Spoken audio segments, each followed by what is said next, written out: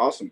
Guys, it is Tuesday, March 23rd. This is habit, skills, and attitude, which are the most important things to have in this business. Can everybody see my screen? Nope. 1 second.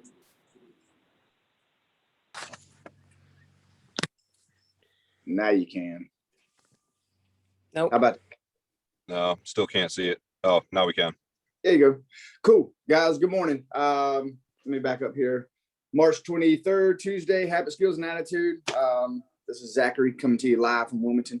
Guys, I'm reading a book right now, and I've been talking about it for a while, Habit, Skills, and Attitude. I'm much further in the book, but I kind of backed up here to chapter 6. It spoke to me so much that I actually shared it with my wife. She thoroughly enjoyed it.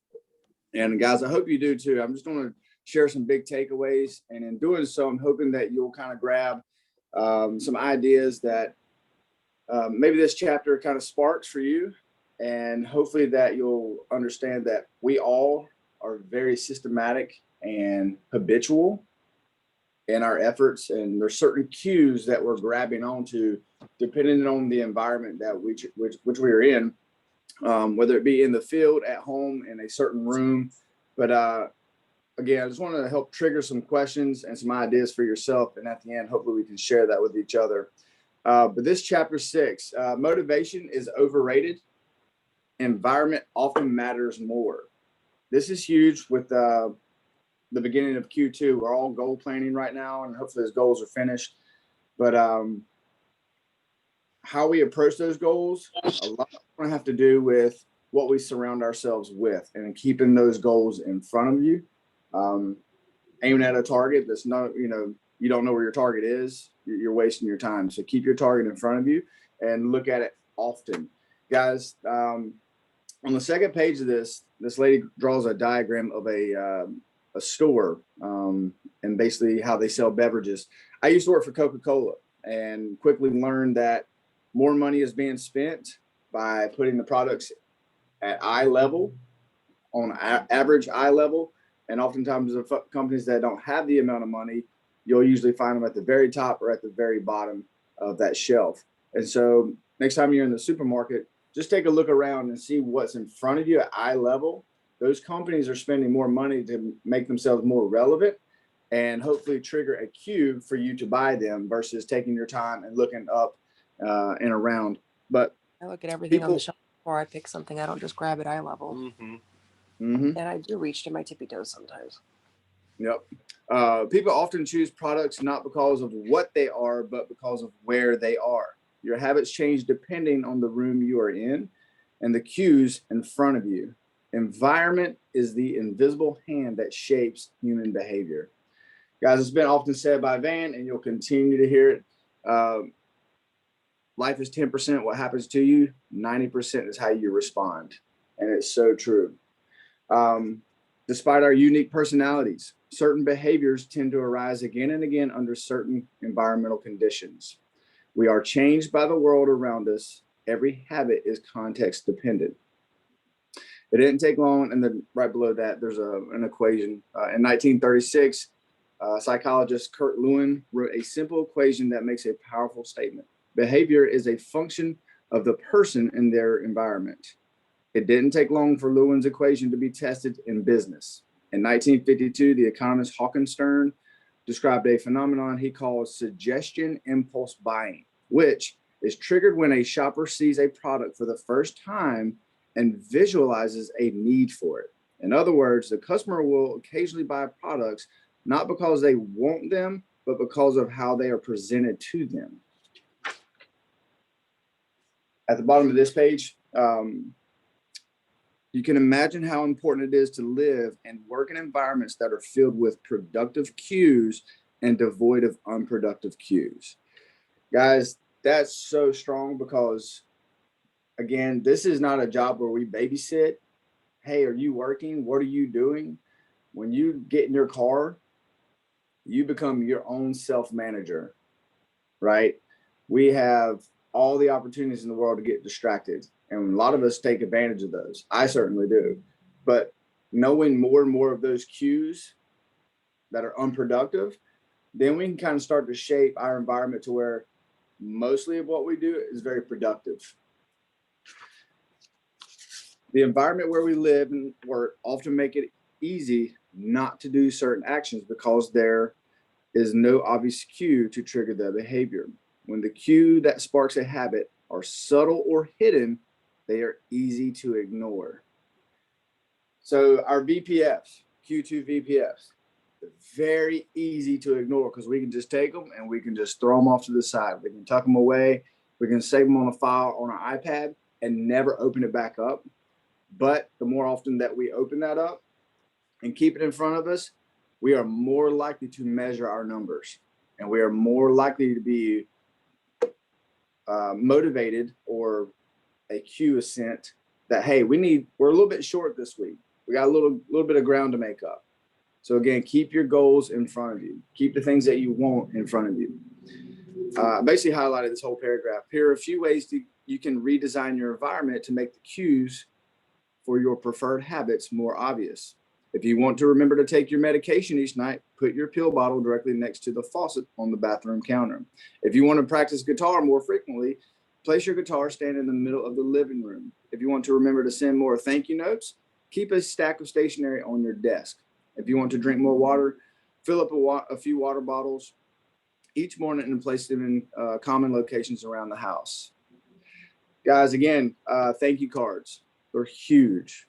And guys, this is just what works for me. I have a shoebox, and that's where all my yes and no cards from presentations go, so I can keep up with them.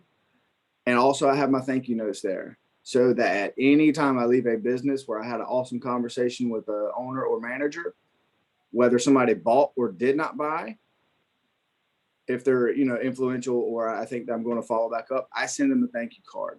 And because they're there beside me, I go ahead and do it right then and there. It's just a very, very good practice to have. And I didn't come up with that myself. I learned it from others.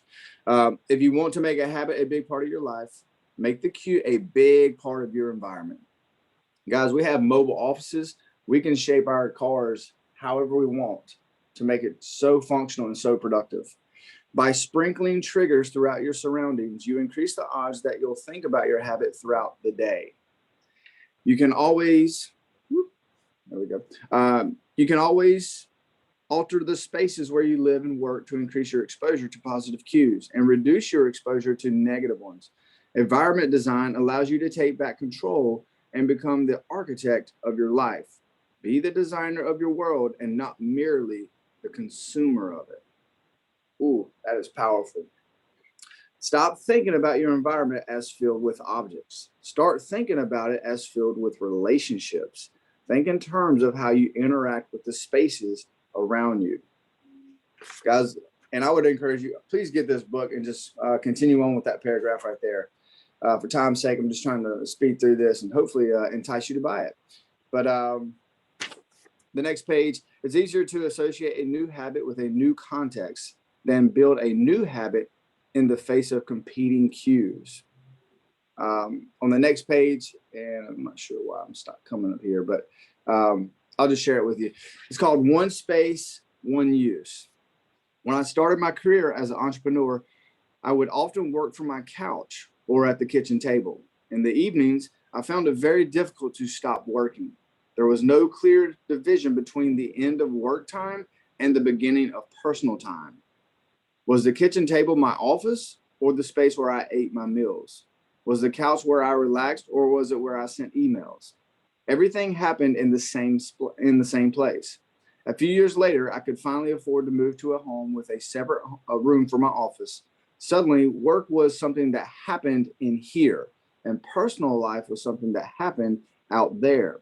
It was easier for me to turn off the professional side of my brain when the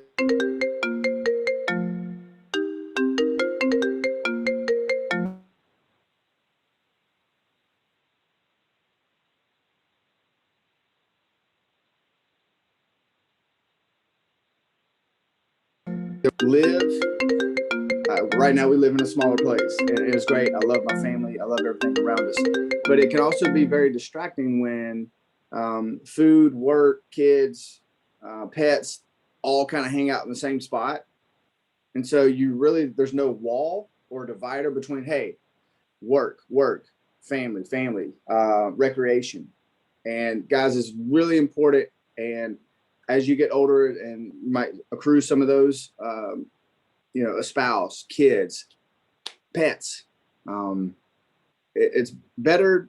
It's better for you, and it's better for them, for you to give them your undivided attention. And you'll hear Van say it, when you're on vacation, you're thinking about work, or if you're at work and you're thinking about vacation, guys, we're simply not doing the things that we know deep down that we should be doing. And it's very unfair to your spouse if you are thinking about work when you're on the couch, instead of having a conversation with them, and you're thinking about the email you should have sent. Well, if your car between the hours of 5 and 6 are your email times, whatever it is, make sure you divide those. And it's only fair to your work life and your home life and those relationships. Let's see here. To wrap things up, guys, a stable environment where everything has a place and a purpose is an environment where habits can easily form. So, guys, kind of a shorter chapter, but a very, very significant chapter. Real quick, I'm just curious, and just to kind of give you an idea, I kind of shared with my shoebox of follow-up cards and my shoebox of thank you cards. And guys, I keep those in my floorboard because when they stay there, I'm more likely to communicate with those cards and those referrals and those, looking on Facebook to find out who they're related to. I dig deeper and find out more research and find a way to get back in front of people, but also take that time to write thank you cards. What are some of the things that you've done to shape your environment to make you as productive as possible?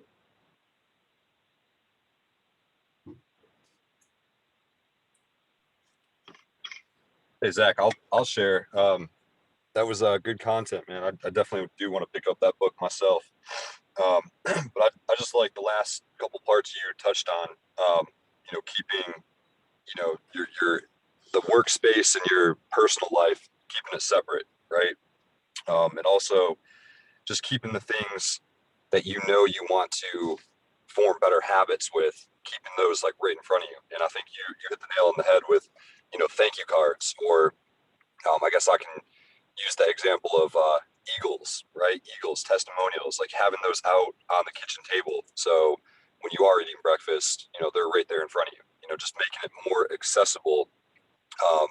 Because none of that stuff, thank you cards and Eagles and testimonials and our sales talk, it's not going to do any good if it's just buried away, right? So just keeping it easy, having easy access to it. I think that was my takeaway there.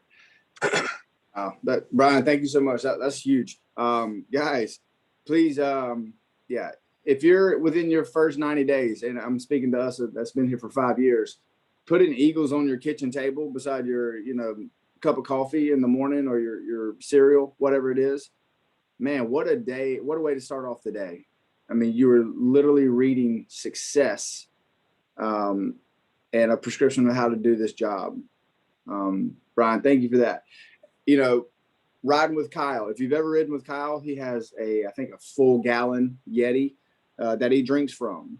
So his thing is he has to stay hydrated. His brain needs hydration, and that goes for all of us.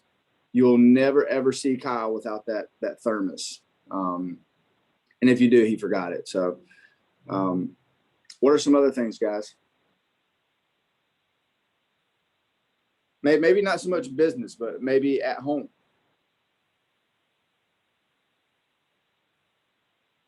Zach, I love the fact just reiterating that small changes in life can yield to big results.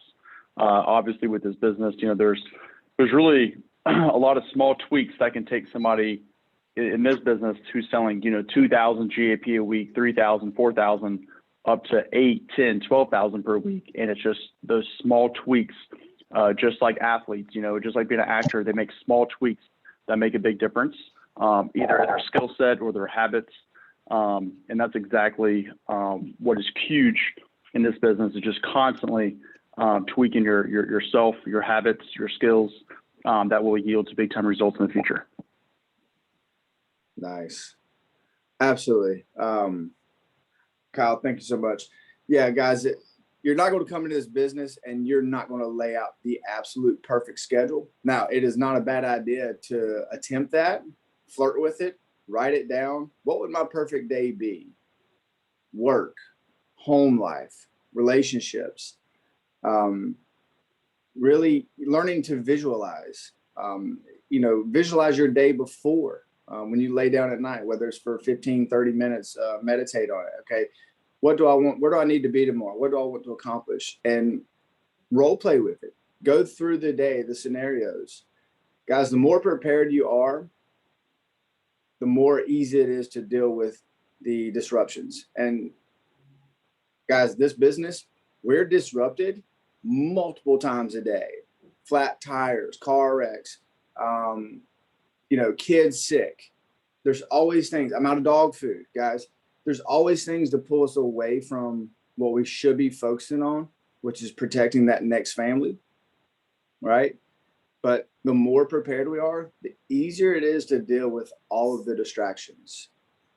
The less prepared we are, everything distracts us. And the more unprepared we stay, the anxiety is through the roof.